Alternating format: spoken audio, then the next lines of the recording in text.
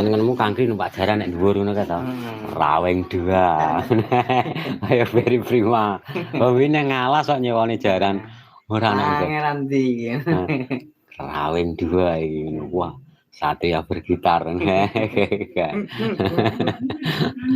Ya dhisik kangkring kan ya aku asline padha ya ngono. Kangkring lek anu jaran ya rada adoh ora sah ditideng. Jaran iki lek kok ngarepe nyakot, lek kok nyakot ya. Nyakot no jaran. Lek kok mburi kan nyelentak. Ora enak ya sing apa nyelentak ya ora enak, lek gak enak ya gak enak. Wis gak tekon kuwi ae. Oh gak mesti ngene kodhok barang lho. Mumpama gak enak ngono.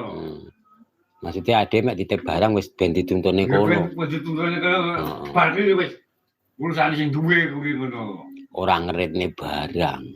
Bapakmu ngomong ngeritne barang yo mangklek ya jane. Nyamari berarti ya jarane. Nyamari. Wis lumayan barang kok omah wis